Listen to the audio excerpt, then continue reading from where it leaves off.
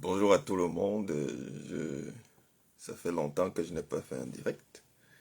Je n'avais pas vraiment de sujet pour... En fait, il y a beaucoup de sujets, mais il y a aussi beaucoup d'autres choses à faire. Mais j'ai décidé de faire un direct aujourd'hui parce que je- j'ai déjà partagé la publication sur le sujet.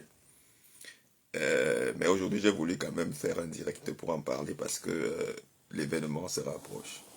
Mais avant cela, je trouve que ça se trouve dans un cadre général qu'on est en train de vivre ces jours. Pas seulement ces jours, depuis un certain temps, on se retrouve dans un cadre où il n'y a plus une vérité. C'est-à-dire que tu peux prendre un sujet précis et tu espères discuter avec les gens de façon intelligente et raisonnée.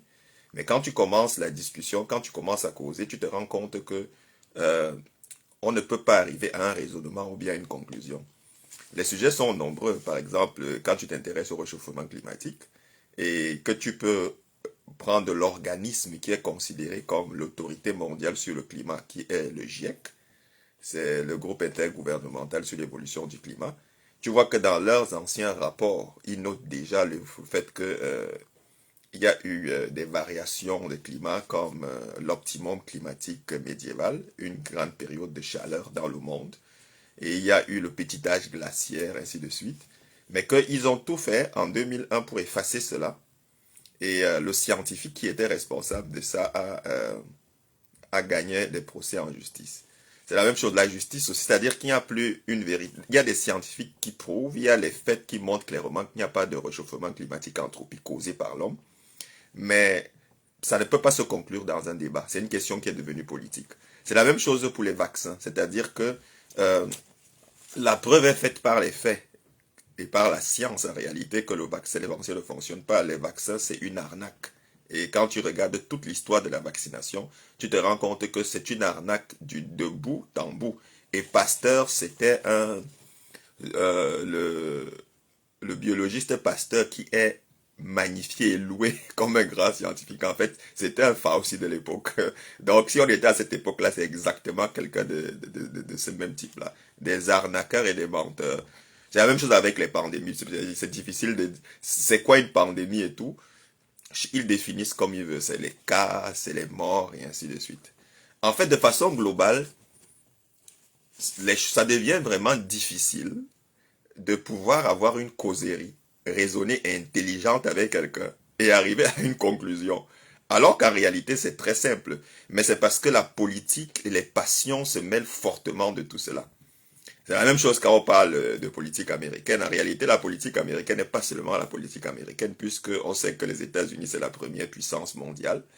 Et quand on parle de politique américaine, en réalité, ça nous concerne nous tous. C'est-à-dire, ce serait fou et idiot de dire que tu vis au Québec, mais tu t'en fous de François Legault. Si tu t'en fous de François Legault, ça ne change rien. Parce que lui, il prend les décisions qui t'affectent. Puisque quand il dit qu'il y a couvre-feu, que tu t'en fous de lui ou pas, ça ne change rien. Si tu sors, tu as une contravention. Et si les policiers t'attrapent, s'il prend des décisions, que tu t'intéresses à lui ou pas, ça ne change pas le fait qu'il a un impact. Et les États-Unis, c'est la même chose sur le plan mondial. Donc, quand on parle de politique américaine, il y a des gens qui adorent Barack Obama. Pour eux, Barack Obama, c'est vraiment... il y a des gens qui adorent Donald Trump. Il y a des gens qui adorent tel ou tel. Et les faits ne comptent pas pour toutes ces personnes-là. C'est-à-dire que si tu commences à parler des faits, les gens ont pris des choix et ne regardent pas les faits. Mais bref, tout ça, ce n'était pas la chose. C'est juste que je voulais dire que nous sommes arrivés à un moment où ce n'est plus possible d'avoir une conversation, une discussion avec quelqu'un sur un sujet, d'élaborer des faits, d'avoir un raisonnement et d'arriver à des conclusions. Ce n'est plus possible. Les gens ont choisi leur camp. Et dès que tu dis le contraire, tu es considéré comme un adversaire. C'est un peu ce qui s'est passé pendant l'ère Covid, parce qu'il n'y a pas eu pandémie, c'est une ère Covid. C'est vrai que cette ère continue, et moi je suis toujours dans cette ère-là, je vais parler de ça tout à l'heure. Il y a des gens qui croyaient au vaccin, et même si tu montrais tous les faits, ils ne t'écoutaient pas. Dès que tu étais contre les vaccins, la barrière était mise. Donc, c'est un peu ça qui se passe actuellement. Par exemple, avec Donald Trump. C'est-à-dire que tu montres clairement que il est le protecteur des compagnies pharmaceutiques, il est lié à Bill Gates, il loue Albert Bourla, il avance les vaccins, ainsi de suite. Tout ça, ça ne compte pas. Et dès que tu dis ça, même tu es considéré comme un adversaire par des personnes.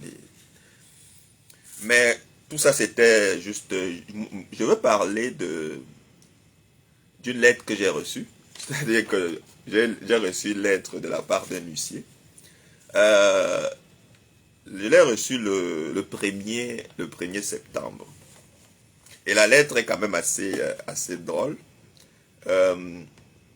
Du moins, ce n'était pas une lettre scellée, c'était une lettre comme ça, ce n'était pas dans une enveloppe. Et c'est un huissier qui est venu livrer. Et dans la lettre, comme vous pouvez le voir là, c'est vraiment tout court là. C'est-à-dire que ce qu'on dit dans le texte, c'est le suivant, c'est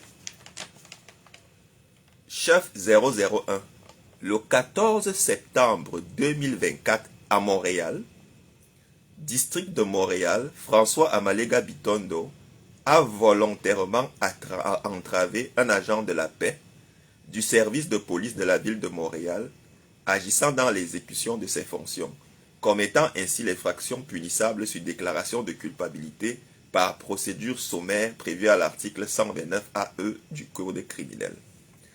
Donc ça signifie que je reçois cette lettre, et là on est en train de me dire que le 14 septembre, j'ai entravé. Sans avoir fait aucune étude en droit, avec tout ce qui s'est passé depuis le Covid-19, je suis déjà quand même habitué aux procédures judiciaires. Donc, je sais déjà quand même comment les choses se passent d'une certaine façon. Et j'ai eu plusieurs accusations d'entrave. Et en réalité, je n'ai jamais entravé un policier. Jamais de ma vie, je n'ai jamais entravé un policier. Parce que quand un policier me dit de quitter dans un endroit parce que je n'ai pas le masque et que je refuse de quitter par exemple, ce n'est pas une entrave parce qu'il n'exerce pas sa fonction. L'imposition du port du masque est contre la loi. Parce que pour imposer le masque, il fallait que le gouvernement fasse la preuve de ce que la charte dit. La charte dit que le gouvernement devait faire la preuve. La charte prévoit qu'il peut avoir une suspension de démocratie. Laissez-moi vous montrer ça. La charte prévoit qu'il peut avoir suspension de démocratie. Mais la charte est claire dessus. Vous voyez que c'est au début de la charte. C'est-à-dire que dans le préambule, on dit très bien que, attendu que le Canada est fondé sur des principes qui reconnaissent la suprématie de Dieu et la primauté du droit, et on dit, la Charte canadienne des droits et libertés garantit, elle garantit les droits et libertés qui y sont énoncés. Ils ne peuvent être restreints que par une règle de droit. Donc on dit, on peut restreindre les libertés. Donc, la Charte prévoit ça. Ils ne peuvent être restreints que par une règle de droit dans les limites qui sont raisonnables et dont la justification puisse se démontrer dans le cadre d'une société libre et démocratique. Donc ça signifie que la charte garantit les libertés, mais elle prévoit qu'il peut y avoir une suspension de liberté dans des limites qui sont raisonnables, mais il faut qu'on en fasse la preuve. La preuve est faite que le masque ne servait à rien. La preuve est faite qu'il savait que le masque ne servait à rien. J'ai déjà fait plusieurs vidéos où je montre de la bouche, de la haut, de logo et de tout ce qu'ils savaient que le masque ne servait à rien. Mais ils ont imposé les mesures sanitaires, pas seulement le masque, toutes les mesures sanitaires qui ne servaient absolument à rien de bien, sinon tout de mal. Donc quand un policier me donne donc cet ordre, c'est clair que c'est lui qui est dans l'illégalité. En réalité, il est en train de brimer mes droits. Donc je n'ai jamais entravé la police. Mais l'événement dont il me dit, ils ne me disent pas l'événement. Donc, normalement, pour que je puisse me défendre, on devait m'envoyer la preuve pour que je me défende. Donc, voilà tout ce que j'ai reçu. Il n'y a pas de preuve de l'entrave. Donc, il faut que moi, je fouille dans ma tête et que je me dise, c'était même quoi? Et c'est pas tout. La lettre a été signée le 13 août 2025. Donc, pratiquement un an après, ils se sont souvenus que le 14 septembre, François Amalega a entravé la police. Donc, du 14 septembre 2024 jusqu'au 13 août 2025, donc pratiquement une année, aucune accusation n'a été portée contre moi. Mais avec l'habitude quand même que j'ai, généralement quand j'ai eu des actes, ça se passait là, à l'instant. On me disait, ok, vous avez entravé. Mais là, pendant un an, il n'y avait rien, et puis subitement, et c'est pas tout qui est dans cette lettre. Donc, un, on me dit que j'ai entravé la police et tout. Et deux, on ne dit pas comment, il n'y a même pas de preuves, il n'y a rien, on me dit qu'on a entravé la police. Mais il y a deux dates qui sont intéressantes là. Et c'est ça c'est intéressant. Donc, on me dit d'être présent le 9 octobre 2025 à 9 heures au 575 rue Gauchefort. Ça, c'est pas au palais de justice. Gauchefort, c'est la cour municipale. À la cour municipale. Donc, je dois être le 9 octobre à 9 heures à la cour municipale. Mais le 8 octobre, ça c'est intéressant, c'est la première fois. Je dois être à 7h20. C'est-à-dire, c'est une heure de convocation assez spéciale. 7h20. Qu'est-ce que je dois faire? De comparaître le 8 octobre, donc un jour avant, à 7h20 au 855 Crémazie Est Montréal, aux fins de la loi sur l'identification des criminels. Donc ça signifie que je suis supposé d'être jugé à la cour municipale le 9 octobre, donc je crois que c'est jeudi. Mais le 8, on doit identifier le criminel que je suis. Donc ça signifie qu'en fait, je suis déjà coupable. C'est quand même intéressant. Parce que si c'est comme ça que ça se fait normalement, c'est quand même bizarre. Parce que je pense que l'accusé est innocent jusqu'à preuve, jusqu'à qu'on prouve. Mais là, ça signifie que je vais être jugé le 9 pour une entrave. On ne me dit même pas de quelle entrave il s'agit. Une accusation qui est portée une année après.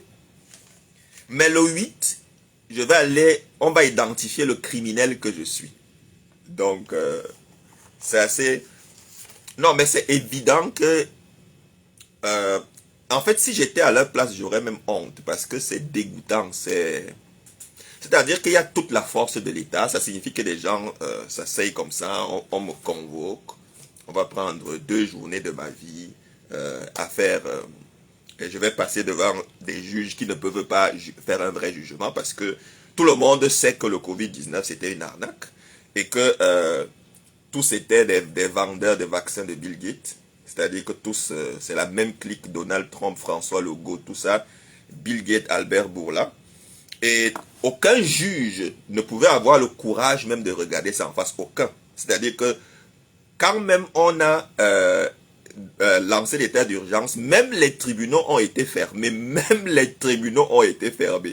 Et bien sûr, c'est vrai que je n'ai rien contre les avocats. Moi, durant tous les procès que j'avais, je ne voulais pas aller avec les avocats pour plusieurs raisons, parce que je désobéissais aux mensonges et il fallait payer les avocats. Et je ne voulais pas commencer à aller désobéir, on paye les avocats et ainsi de suite pour des dépenses inutiles, surtout parce que c'était évident qu'il n'y avait pas de justice et que les avocats ne pouvaient rien faire. La preuve, c'est que les avocats eux-mêmes respectaient les mesures sanitaires, les avocats eux-mêmes évitaient de se mettre dans le trouble, donc ça signifie que on ne pouvait pas... En fait, pour moi, ça ne servait à rien. Nous sommes dans une situation où la solution, c'est la désobéissance civile. Bon, bien sûr, actuellement, il n'y a pas de mesures sanitaires, donc je n'ai pas... C'est pas comme si je suis en train... Mais bref, je suis en train de dire là... la justice ne peut rien faire, aucun juge ne peut rien faire. Parce que si on décrète encore l'état d'urgence actuellement, tous les juges, tous les avocats, tout le monde va commencer à éviter. Il y aura encore des collectes de fonds pour essayer, pour certaines personnes, pour aller monter un dossier, pour aller ainsi de suite. Il y a des gens qui vont faire, certaines personnes vont organiser, dire qu'ils organisent des procès, ils vont collecter de l'argent pour faire un mémoire, pour aller devant les procès, ainsi de suite. Et rien ne va se passer parce qu'actuellement là, que ce soit aux États-Unis, il y a des médecins qui sont suspendus, il y a des gens qui ont eu les contraventions dans divers États. Donald Trump, personne ne fait rien. C'est la même chose au Québec. Moi, on a volé l'argent dans mon compte. Ils ont volé l'argent dans mon compte parce que c'est un vol qualifié. Et, bref, c'est ça. Aucun juge de... Donc, tous ces juges-là, je vais me présenter devant un juge qui ne pouvait rien faire durant le Covid-19. Rien parce que c'est François Legault qui le nomme. Et il a peur. Ils ont peur. Ils ont leur carrière, c'est-à-dire qu'à la fin de la journée, c'est leur carrière qu'ils sont en train de regarder. Mais ils s'acharnent sur quelqu'un comme moi, c'est-à-dire que tout simplement parce que je refuse de dire que 1 plus 1 égale 5. Ce n'est pas vrai. 1 plus 1, c'est pas égal à 5. C'est impossible de dire ça. Donc, c'est pour ça que actuellement, je, moi, je suis amusé par ça. Je suis amusé par ça parce que on m'en donne un document, on m'accuse d'entrave à la police, l'accusation vient une année après, et voilà, bref. Donc alors, qu'est-ce que je risque? Parce qu'on parle de l'article 129 AE, donc ils ont mis l'article derrière.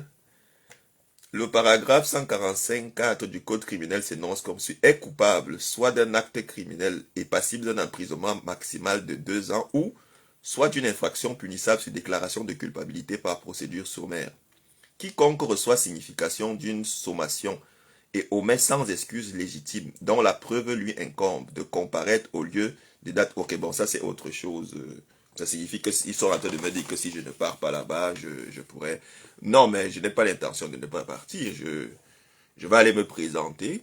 Déjà que ils ne m'ont pas dit... ils m'ont dit que je suis coupable d'entrave. Il n'y a aucune... on m'a pas envoyé la preuve, parce que toutes les fois où j'ai eu à faire un procès, j'ai des piles de preuves là. Comme en voyant dire que voici la preuve que tu as refusé d'obéir à un policier, voici la preuve que tu as fait ceci, cela, voici la preuve. On envoyait les preuves. Mais là, on me dit juste que j'ai entravé un an après. Mais moi, j'ai essayé de penser un peu. Je me suis dit, qu'est-ce qui peut faire que une année après, comme ça, sans que rien de spécial ne se passe, qu'il me balance une accusation d'entrave? La seule chose qui m'a semblé pour moi cohérente, c'est que le document est signé le 13 août 2025.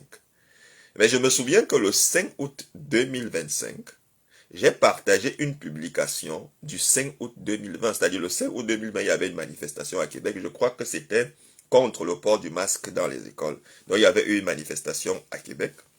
Et j'étais allé à la manif et j'avais pris des photos que j'avais partagées.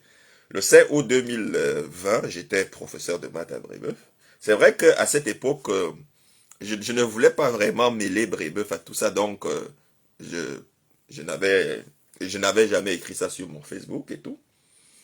Donc, bien sûr, vous êtes sur Facebook, vous savez que de temps en temps, Facebook rappelle des événements du passé. Il met ça sur le truc et il dit, c'est toi seul qui vois, mais si tu veux partager, tu partages. Donc, j'ai vu donc les publications que j'avais faites le 5 août 2020 et puis je les ai repartagées et j'ai dit que, et c'est vrai que j'ai été mou, dans le sens où tout ce que j'ai fait de 2020, 2021, 2022, je trouve que j'ai été très mou. Je trouve que j'ai été... si là, ça se reproduit, je vais non seulement réagir plus rapidement, plus fortement et ainsi de suite. Donc, j'ai partagé ça. Pour moi, je me suis dit,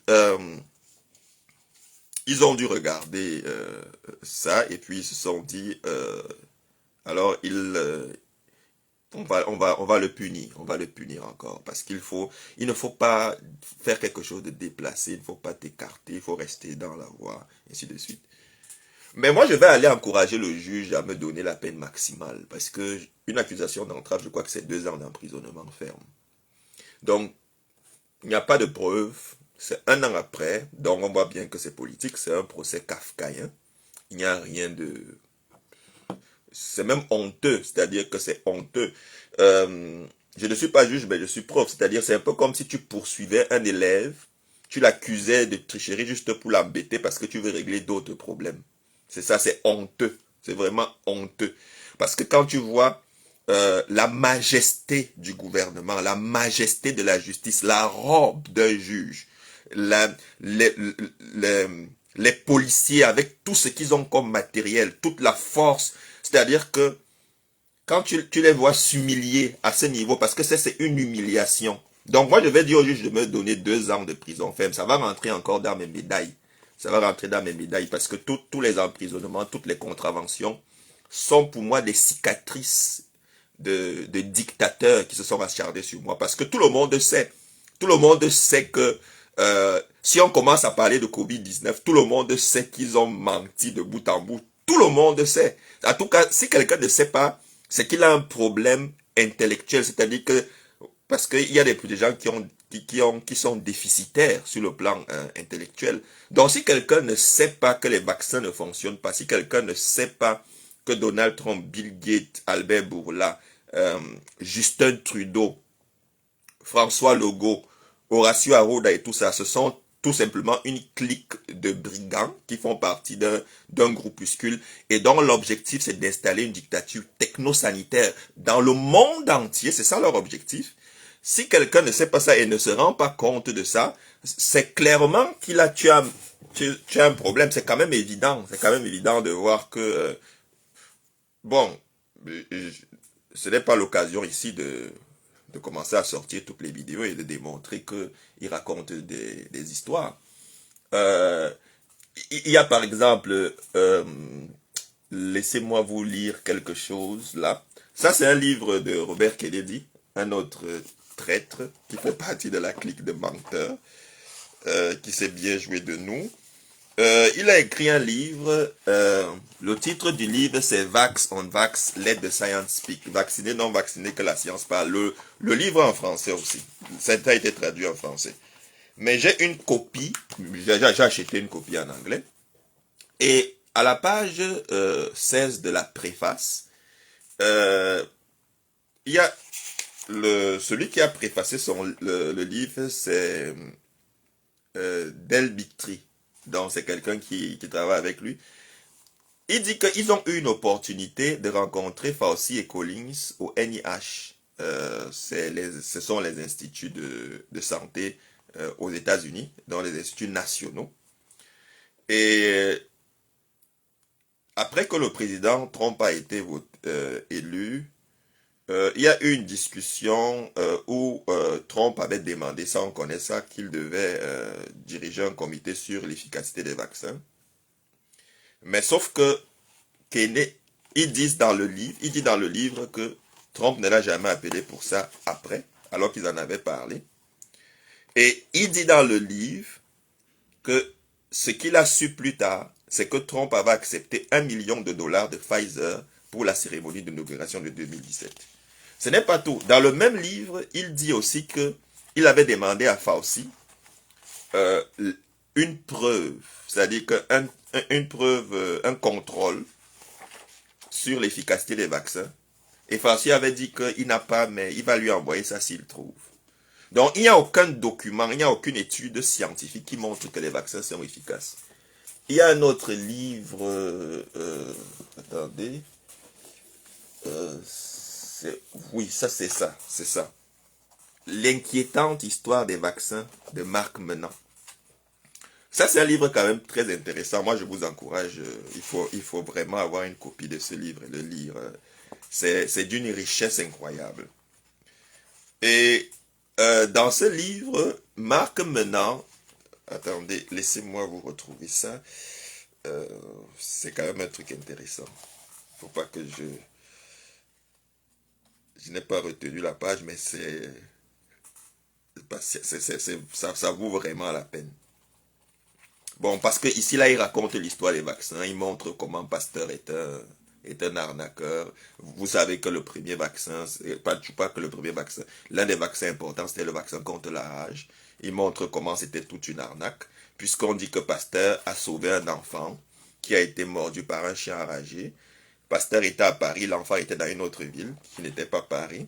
Et l'enfant est arrivé, je crois que quand il arrive chez Pasteur, c'était 3 jours après la morsure. Pasteur n'était pas un médecin, je crois que c'était un biochimiste ou un chimiste. Il y avait un médecin qui travaillait avec lui, qui a injecté à l'enfant la potion en suivant le protocole de Pasteur. Quelques jours après, l'enfant n'a rien eu, on a dit que Pasteur a sauvé l'enfant. Ça, c'est une arnaque terrible parce que l'enfant arrive chez Pasteur pratiquement 3 jours après avoir été mordu par le chien enragé. Et il n'a aucun mal. Donc ça veut dire que si c'était vrai, ce qui cause la rage circulait déjà dans le corps de l'enfant. Et donc, on sait que le vaccin est préventif, pas curatif. Donc comment se fait-il que... Donc, et quand on dit que c'est le vaccin qui l'a sauvé, qu'est-ce qui a fait tenir l'enfant pendant les trois premiers jours? Mais ce n'était pas ça, attendez, je n'arrive pas à trouver. Ça m'aurait... Attendez, je sais comment je peux retrouver ça. Je pense que je peux...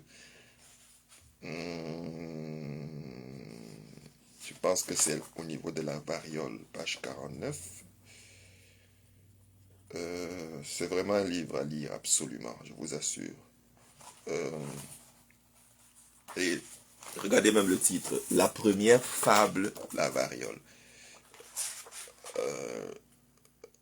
Voilà, c'est parfait, j'ai retrouvé.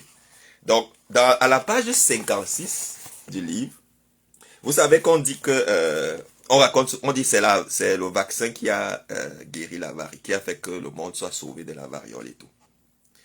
Et il y a un texte officiel que vous pouvez trouver sur Internet. C'est sur le site de l'Organisation mondiale de la santé et sur le site des Nations unies.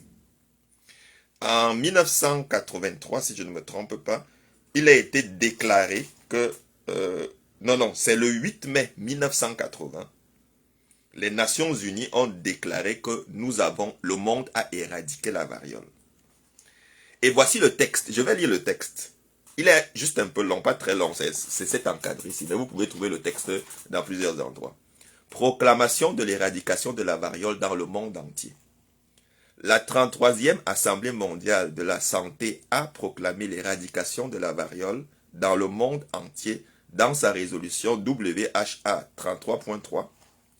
La 33e Assemblée mondiale de la santé, ce 8 mai 1980, ayant examiné l'évolution et les résultats du programme mondial d'éradication de la variole lancé en 1958 par l'OMS et intensifié à partir de 1967, déclare solennellement, ça c'est le premier alinéa, il y en a 3, déclare solennellement que tous les peuples du monde sont désormais libérés de la variole, qui a été une maladie des plus meurtrières, ravageant de nombreux pays sous forme d'épidémie depuis les temps les plus reculés et laissant dans son sillage la mort, la cécité et le défigurement, et qui sévissait encore il y a seulement 10 ans en Afrique, en Asie et en Amérique du Sud. C'est quand même étonnant que ça sévissait juste dans ces ans. Okay. 2. Exprime sa profonde gratitude à l'Assemblée des Nations et des personnes ayant contribué au succès de cette noble entreprise, qui constitue un événement historique. 3e et dernier alinéa, signale cette réalisation sans précédent dans l'histoire de la santé publique à l'attention de toutes les nations qui, par un effort collectif, ont libéré l'humanité de ce fléau séculaire et, ce faisant, ont montré comment des nations œuvrant de concert pour une cause commune peuvent contribuer au progrès du genre humain. Alors, ça c'était le texte de la déclaration de l'éradication de la variole dans le monde entier. Alors, ce que Marc Menant fait remarquer dans le livre, et ça c'est pertinent, lisez et relisez, le mot vaccination n'apparaît jamais. Pas une omission. La raison apparaît plus loin dans le texte. Avant 1967, la stratégie d'éradication de la variole reposait sur la vaccination de masse. Une stratégie efficace dans certains pays, mais qui a échoué dans des régions à forte densité de population. L'organisation décida alors de s'adapter en menant des campagnes de prévention ainsi que des campagnes d'information pour faire connaître la maladie et les actions de lutte en termes de prévention, ainsi de suite. Donc, Marc Menant dit, dans la suite du texte, ils expliquent. Mais dans la déclaration de l'éradication, eux-mêmes n'ont pas eu le courage de dire que c'est grâce au vaccin. C'est comme le Covid-19. Ils racontent que c'est grâce à la vaccination que le Covid-19 a été éradiqué. Mais il y a des pays qui ont moins de 1% de population vaccinée et qui n'ont pas 2000 morts. Des pays comme le Togo, 5 ans après. Mais des pays qui ont été vaccinés en masse comme les États-Unis ont eu des millions de morts. Le Québec, qui a été l'une des provinces les plus vaccinées, a eu beaucoup de morts. Et ils ont le courage de dire que c'est le vaccin qui a arrêté. C'est-à-dire que c'est sur le plan intellectuel, c'est une honte, c'est une escroquerie que personne ne peut accepter, que je ne peux pas accepter. Et c'est toutes ces choses qui me valent une convocation aussi ridicule que celle-ci. Moi, je vais aller dire au juge que, déjà, je n'ai pas la preuve. Aucune preuve ne m'a été donnée. Donc, le 8, je vais aller pour l'identification des criminels. Donc, ça veut dire que je suis déjà un criminel. Le 9, je vais aller à la cour municipale pour être jugé alors que je suis déjà un criminel. Bref, les gens vont dire le droit est monté, descendu et tout. Si le droit était monté, descendu, la charte n'aurait jamais été violée, on n'aurait jamais suspendu les libertés individuelles pour un virus. Ils disent que ils ne savaient pas, ils n'avaient pas assez de connaissances sur le virus. Mais c'est avec autorité qu'ils ont imposé des mesures sanitaires. Quand tu ne connais pas assez sur quelque chose, tu ne parles pas avec autorité. Avec toute une expérience d'enseignant que j'ai, parce que j'enseigne depuis au moins 2001, c'est-à-dire que j'enseigne les mathématiques depuis au moins 2001. Et quand tu parles avec autorité, c'est parce que tu sais de quoi tu parles. Quand tu n'as pas, quand tu ne maîtrises pas une chose, tu ne parles pas avec autorité. C'est-à-dire que s'ils savaient que le Covid-19 était une maladie aussi destructrice, avec des preuves, ils pouvaient parler avec autorité. Mais d'un côté, ils parlaient avec autorité, de l'autre côté, ils disaient qu'ils ne savaient pas.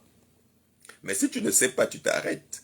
Bon, bien sûr, c'est le même langage qu'on dit pour justifier tout le monde. Ils ne savaient pas, ils ne savaient pas, ils ne savaient pas.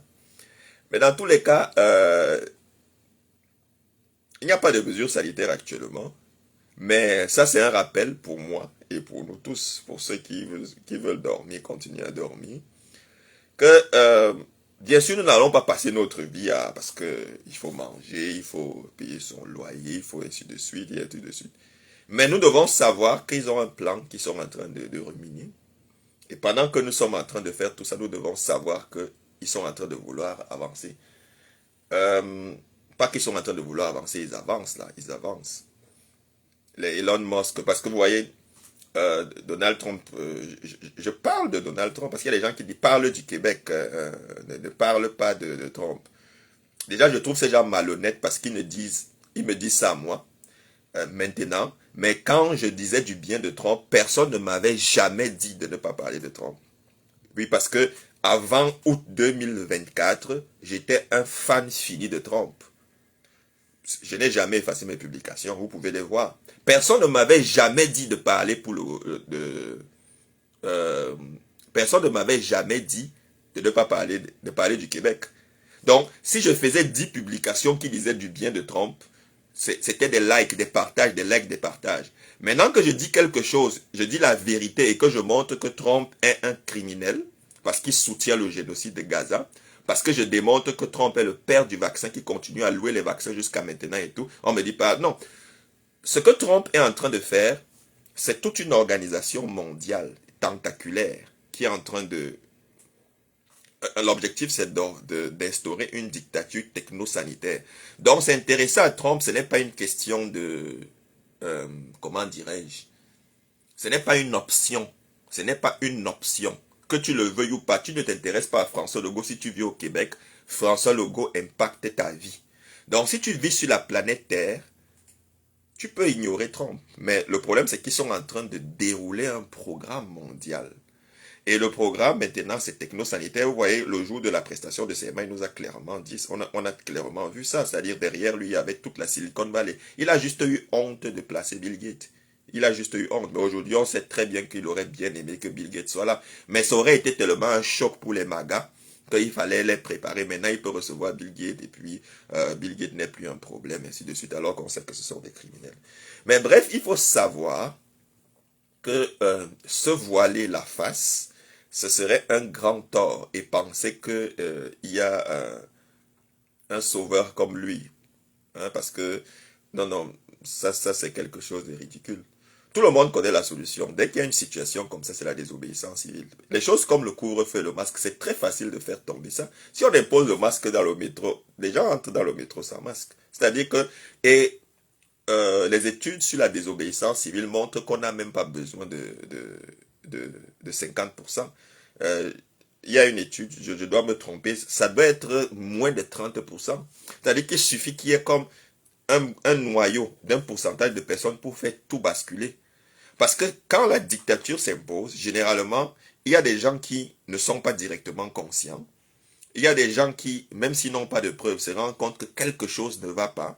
Mais quand tout le monde est silencieux et tout le monde obéit, ça avance. Mais quand un petit groupe sur 100, je crois que si je ne me trompe pas, ça doit être quelque chose comme 13 ou 15 personnes sur 100, suffisent pour faire tout basculer.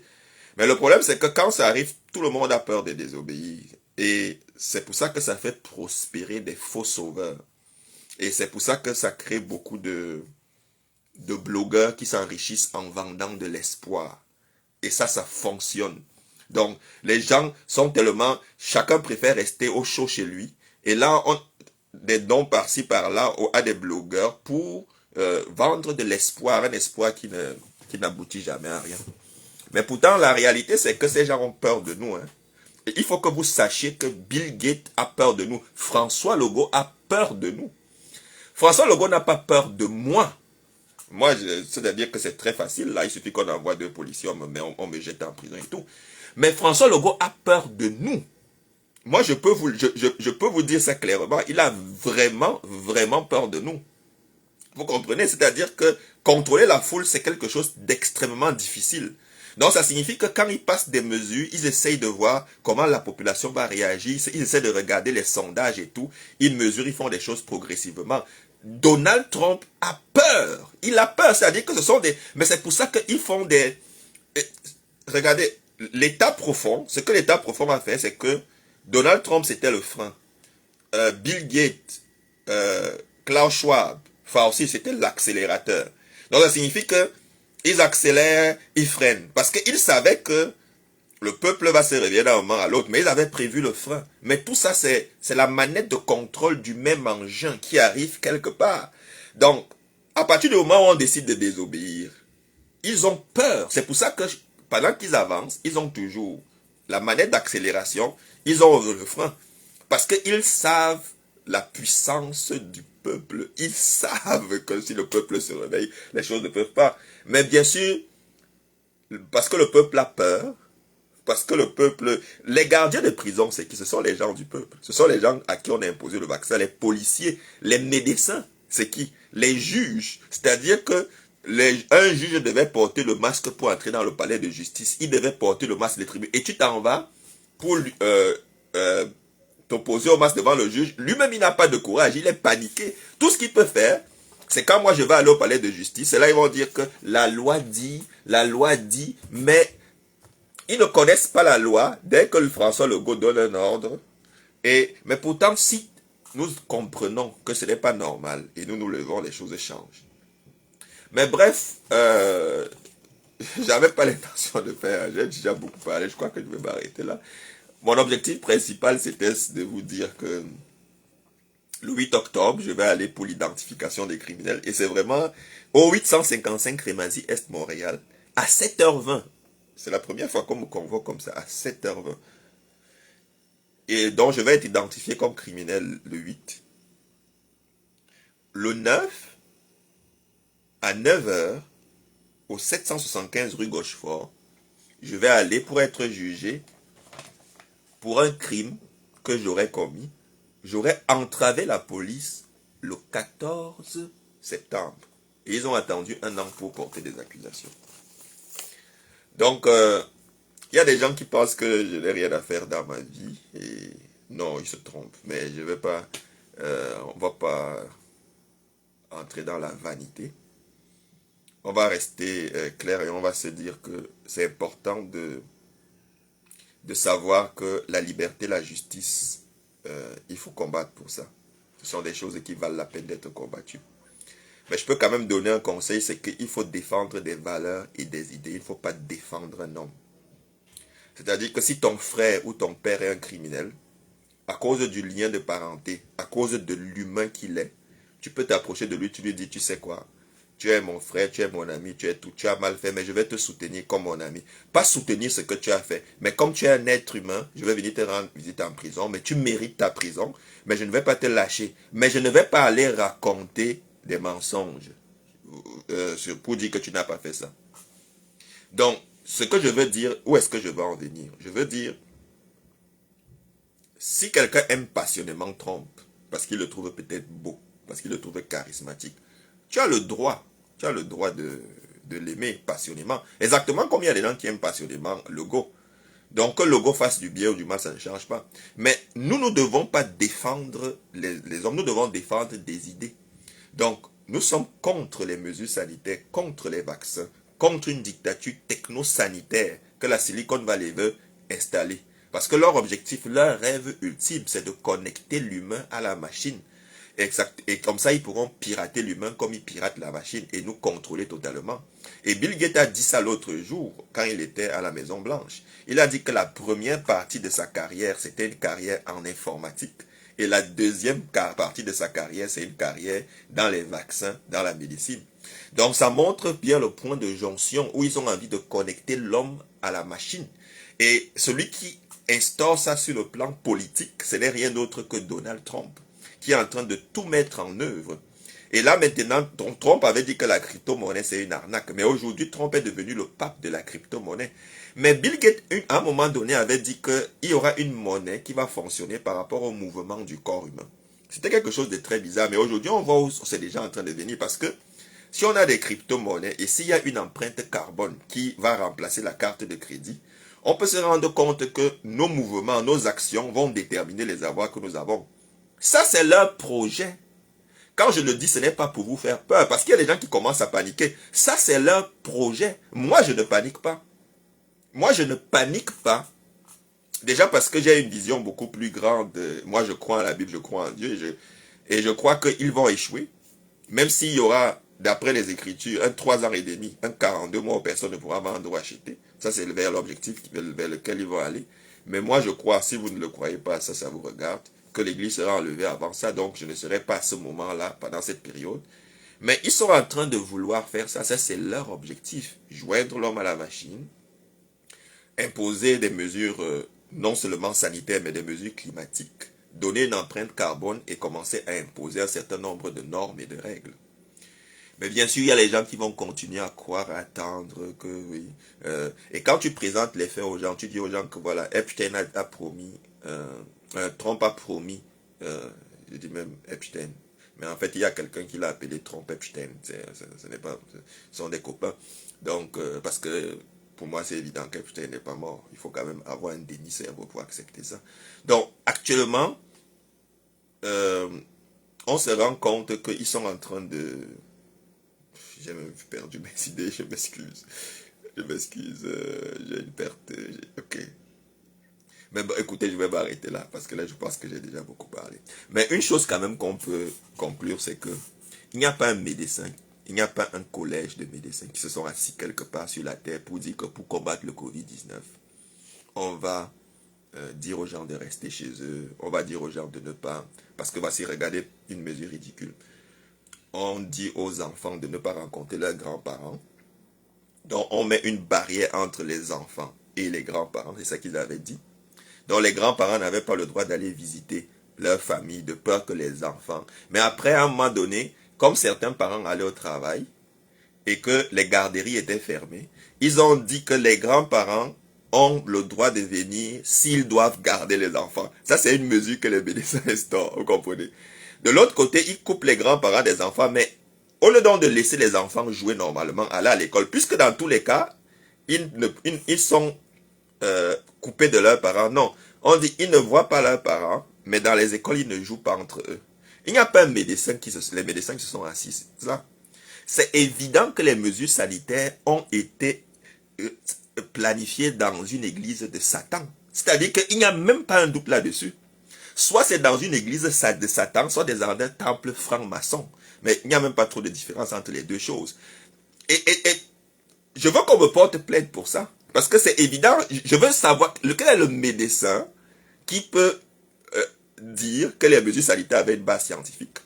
C'est clair que les mesures sanitaires, c'est dans une église de Satan que les gens se sont assis pour planifier ça. Pour dire que tu ne dois pas aller rendre visite, tu dois laisser tes parents dans les CHSLD seuls. Tu dois laisser les préposés ayant peur ont fui. Et ce n'est pas moi qui dis, dans le journal de Montréal, on dit que quand l'armée canadienne est venue aider, il y avait des gens qui avaient des pansements qui n'avaient pas été enlevés et la peau poussait au point que le pansement rentrait dans le corps. Il y avait des gens qui étaient allés dans les toilettes, ils étaient tombés. Il y avait les excréments, on les avait trouvés avec des excréments dans leur corps. Il y avait des gens qui avaient du vomi dans leur bouche. Donc des vieux qui dans les CHSLD, ils avaient du vomi. Et le vomi dans la bouche séchait. Il séchait. Donc il fallait, quand on versait de l'eau. Et vous n'allez pas me dire que ce sont des médecins qui ont planifié ça. Les gens qui ont planifié les mesures sanitaires, c'est dans une église de Satan que les gens se sont assis, ils ont dit que comment on va torturer ces gens-là. Ou bien dans un temple franc-maçon. Et moi, je ne peux pas accepter ça. Ce n'est pas possible. Et ce n'est pas que quelque chose, parce qu'il y a des gens qui disent que c'est le passé. Non, non, non. Ma vie va continuer et dans le sens le plus positif possible, parce que ma vie ne dépend pas d'eux. Ma vie dépend de Dieu. C'est-à-dire, et Dieu les dépasse. Et je ne vais pas accepter quoi que ce soit parce que il faut que je prospère, j'avance et tout. Non, non, non, non, non. C'est-à-dire que je vais prospérer et avancer en reconnaissant ça. Et tous les gens qui font la promotion de ça doivent savoir qu'ils sont clairement comme Donald Trump. C'est-à-dire que c'est un pourri des pourris. Quand quelqu'un peut dire qu'il faut qu'il ait le prix Nobel parce qu'il a lancé Warp Speed, alors qu'on sait très bien que Warp Speed, on a injecté le cancer aux gens. C'est ça les vaccins ARN. On a injecté les cancers. Donc tous ces clics-là de corrompus, de sectaires, de satanistes et de francs-maçons, je ne sais pas tous les mots, parce que c'est exactement ce qu'ils sont. Ok, je vais m'arrêter parce que là, Voilà. Bon, bref. Le 8 octobre, à 7h20, c'est une heure assez particulière, je dois aller pour qu'on m'identifie comme criminel. Le 9 octobre à 9h, je vais aller pour être jugé pour une entrave que j'aurais commise il y a une année. Comme ça. Merci de m'avoir écouté. Bye bye.